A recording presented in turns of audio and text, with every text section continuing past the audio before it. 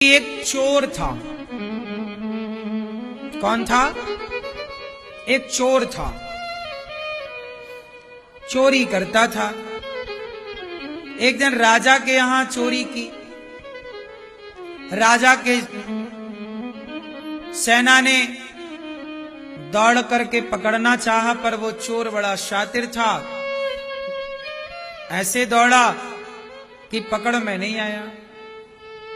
कहीं पर सत्संग चल रहा था, ऐसी कथा, तो कथा चल रही थी, तो कथा में आकर के चोर बैठ गया।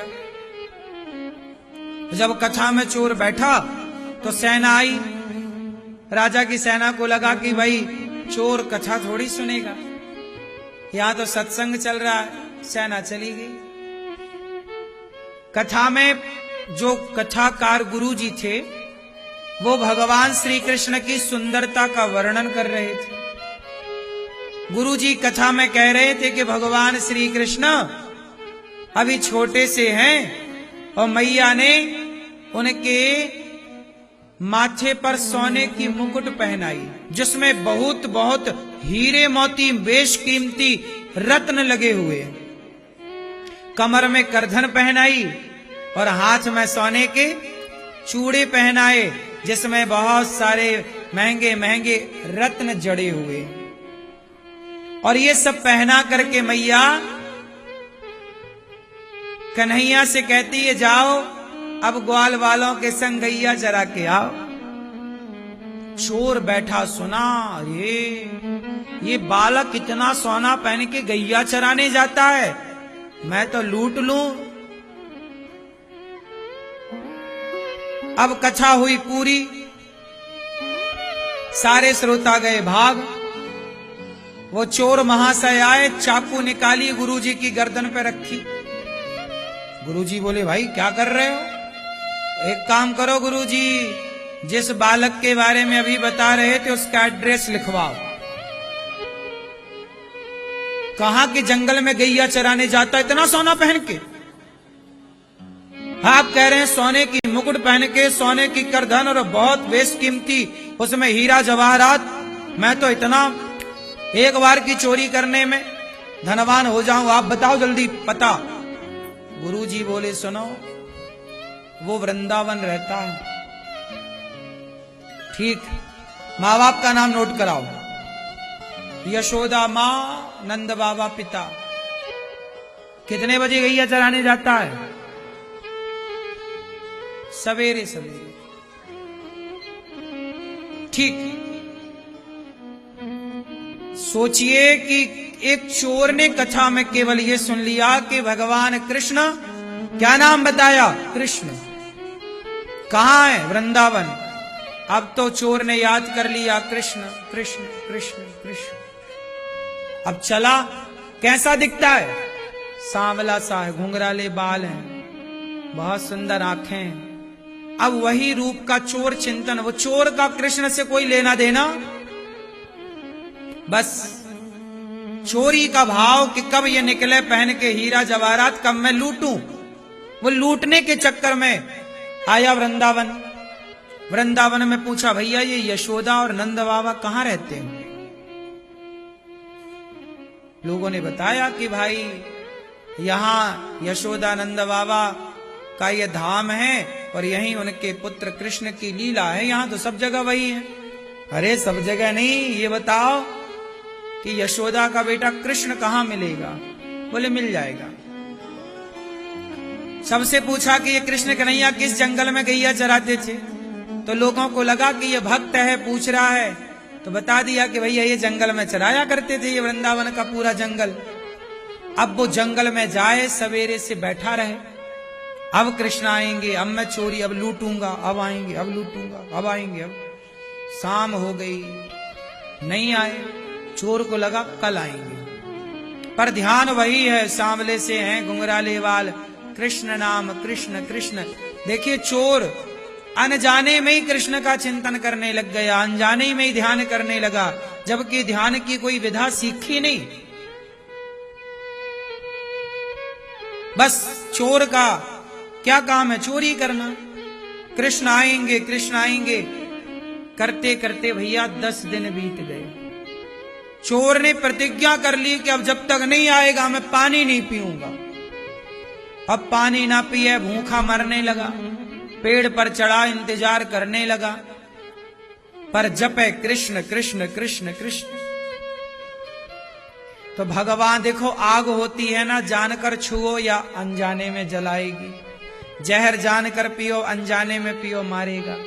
ऐसे ही भगवान का नाम है। भाव कुभाव अनख आलसहूं, नाम जपत मंगल दिसि दसहूं। कोई भगवान का नाम भाव से जपे, कुभाव से जपे, भगवान का नाम तो कल्याण करेगा। जब पानी भोजन छोड़कर चोर कृष्ण कृष्ण जपा, तो भगवान ने जैसे उस चोर ने छटा बनाई, भीतर छवि बनाई, उसी छवि के कन्हैया आज गैया लेकर सच्ची मुच्ची जंगल में आ गए। और जैसे ही जंगल में आए, वही सोने की मुकुट, वही सोने की करधन, वेश कीमती, पूरा जंगल चमकने लगा उन हीरे जवाहरातों से। चोर को तो अब जान आई, दौड़ा दौड़ा गया, बोले ये तो अकेला आया है, कोई दूसरा है ही नहीं, इसे तो लूटना आसान। चोर ने देखा, हाँ बालक तुम्हारा नाम कृष्ण है? हाँ हमारा नाम कृष्ण है। तुम्हारी माँ का नाम यशोदा है? हाँ। पिता का नाम नंद बाबा? हाँ। ये बताओ, ये जो तुमने सोना पहना ये असली है? हाँ। चलो उतारो जल्दी। भगवान बोले क्यों उतारे? बोले हम चोर हैं, चोर। भगवान श्री कृष्ण बोले तुम चोर हो? लग नहीं रहे हो चोर, नहीं निकालोगे? जल्दी निकालो। भगवान श्री कृष्ण ने कहा अच्छा ठीक, तुम्हें क्या चाहिए? बोले जितना तुमने पहना सब उतारो। भगवान ने गले का हार उतारा, कमर की करधन, हाथ के चूड़े उतारे, करधनी उतारी, बाजूबंद उतारा, सब उतार दिए। चोर बार बार भगवान श्री कृष्ण को देखे, बार बार देखे। वो तो यही समझ रहा ना कि ये बालक है, वो ये थोड़ी जान रहा कि ये भगवान है। उसने भगवान के भाव से भजा थोड़ी है, लेकिन भगवान तो दयालु है। अभी सारा सोना उतार दिया भगवान ने, लेकिन चोर ना बार बार भगवान को देखे जा रहा है। तो भगवान ने क्या किया? चोर को स्पर्श कर लिया। चोर को क्या किया? भगवान श्री कृष्ण ने छू दिया, स्पर्श। जैसे पारस मणि के स्पर्श से लोहा सोना बन जाता है, ऐसे जब भगवान श्री कृष्ण ने जब उसे स्पर्श किया, तो उसके भीतर जन्म जन्म के पाप नष्ट हो गए। क्योंकि पाप थे इसलिए वो कृष्ण को पहचान नहीं पा रहा था, लेकिन भगवान ने स्पर्श कर दिया कि अब तू शरण में आ ही गया, तो अब तेरा कल्याण करना मेरा धर्म है। भगवान ने स्पर्श किया, सारे करोड़ों जन्मों के पाप नष्ट हो गए, और वो देखा कि ये तो भगवान है। सब अक्कल ज्ञान आ गई, चरणों में गिर पड़ा, सोने की तरफ देखा नहीं, भगवान की तरफ देखा। भगवान उसे अपने संग बैकुंठ लेकर के चले गए। एक सामान्य सा चोर क्या किया? उसने दिन रात कृष्ण का चिंतन किया। क्या किया? शरण में चला गया। यही है शरणागति। जब तक भक्त भगवान के शरण में नहीं जाता, जब तक भक्त भगवान के आश्रित नहीं होता, तब तक भगवान कभी उस पर कृपा नहीं करते। इसलिए आप ये मत सोचो कि हम ने कितने पाप किए हैं, हमारे भगवान में इतनी शक्ति है।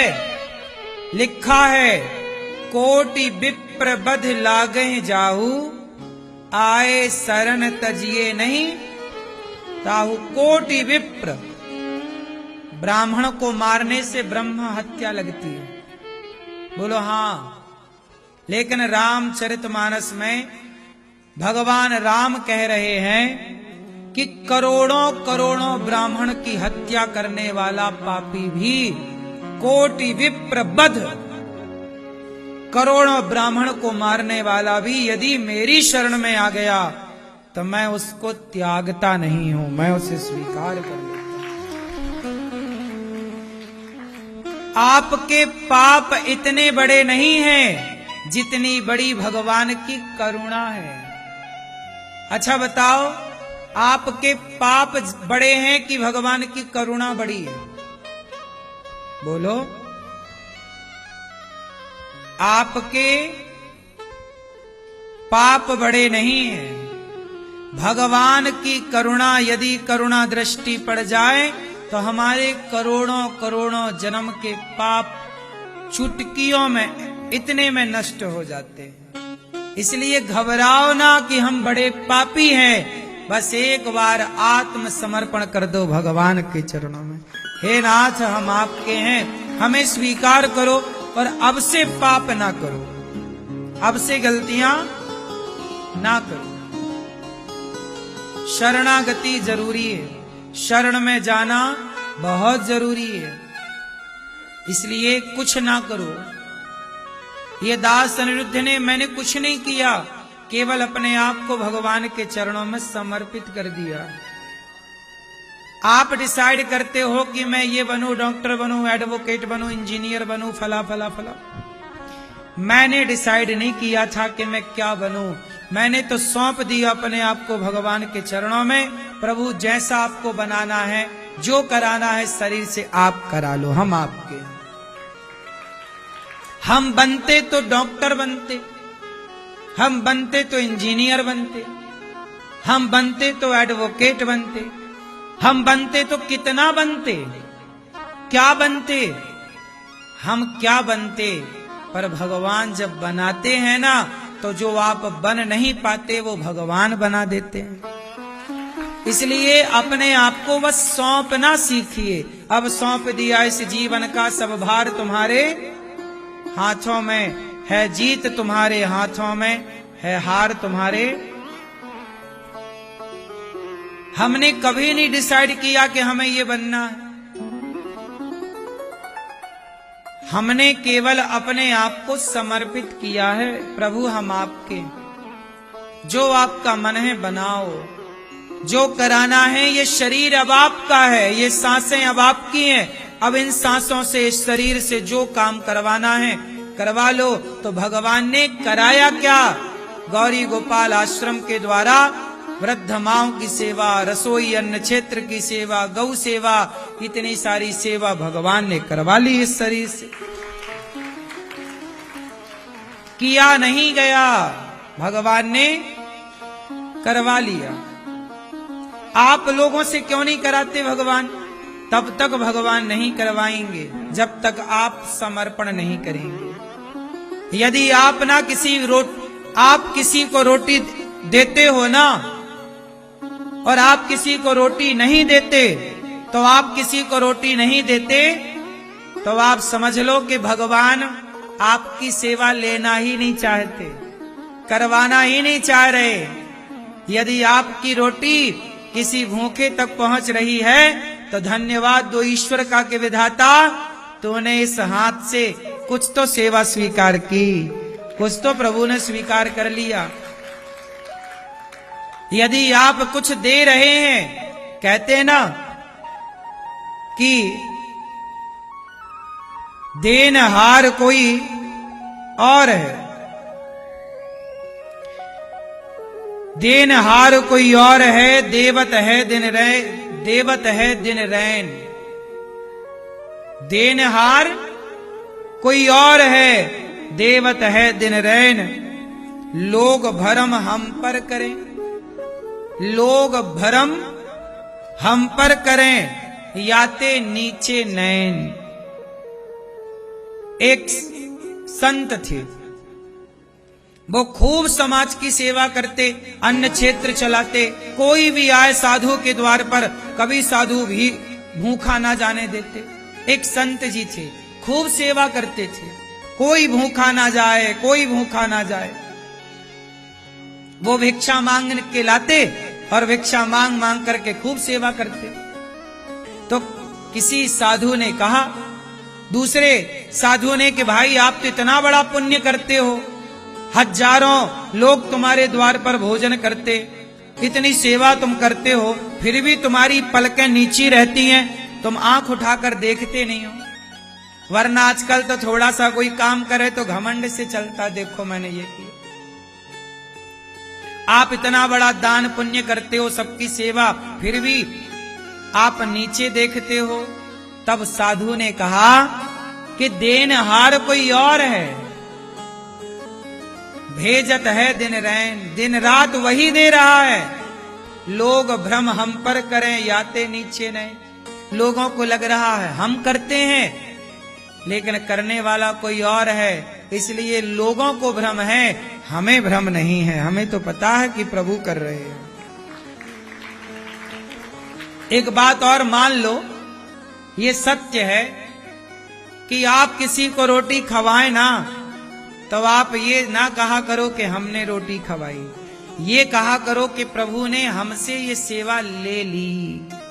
वरना भगवान, एक छोटी सी कथा मैंने पढ़ी कि रात के 2 बजे कोई भूखा फकीर साधु संत था, भगवान के मंदिर में आकर बैठा। जब भगवान के मंदिर में आकर बैठा तो भगवान से बोला, प्रभु बड़ी भूख लगी है, पर रात के 2 बज रहे हैं, कोई है व्यवस्था? किससे कहा? भगवान से। कि तभी उस क्षेत्र का जो नगर सेठ था, उसे रात को नींद ना आए। देखो, रात को उसकी नींद खुल गई। उसे लगा कि शायद, देखो उसे क्या लगा कि शायद कोई भूखा प्यासा होगा। एक काम करते हैं, चलो कुछ भोजन लेकर चलते हैं, थोड़ा बाहर की हवा ले लेंगे, हमारा स्वास्थ्य भी सुधर जाएगा और किसी की मदद हो जाएगी। तो वो सेठ कुछ खाने की चीजें लिया और मंदिर की तरफ चला। तो मंदिर में बैठा एक आदमी, वही भिखारी, भगवान से कह रहा था बड़ी भूख लगी है। सेठ जी ने सुना, सेठ जी ने उसे दिया खाने पीने को। जब खाया पिया वो आदमी, तो भगवान को धन्यवाद दिया, चल पड़ा। सेठ को बड़ा बुरा लगा, ए भाई, मैंने तुझे भोजन दिया है, मुझे तो धन्यवाद दिया नहीं। तब उस साधु ने कहा, भाई मैंने तेरे से थोड़ी कहा था कि भूख लगी है, मैंने तो भगवान से कहा था भूख लगी है। तो भगवान ने तेरे से दिलाया, तो बता तूने दिया कि भगवान ने दिया? मैंने कहा किससे था कि भूख लगी है? भगवान से। तो भगवान ने प्रेरणा तुझे दी, तू आया। तू कल नहीं आएगा, तू परसों नहीं आएगा, पर मैं रोज आऊंगा और रोज कहूंगा, तो वो रोज किसी ना किसी को प्रेरित करके मेरा पेट भरता रहेगा। आज तेरे से भरवाया है, पिछली रात किसी और से भरवाया था, उसके पिछली रात किसी और से, तुझे लगा तू भर रहा है, मैं तो ऐसे महीनों से खा रहा हूं, मैं तो ऐसे महीनों से खा रहा हूं, तू तो केवल एक दिन दिया है, मेरा भगवान तो मुझे रोज देता है। हाँ साहब, आप किसी को दोगे तो एक बार तो दोगे, एक दिन ही तो दोगे, पर भगवान तो रोज दे रहे हैं। इसलिए आप ये ना सोचो कि आप किसी का पेट भर रहे हैं। हाँ, इसका धन्यवाद दो कि प्रभु आज आपके भक्तों की सेवा करने का अवसर मिला, ये आपकी कृपा है।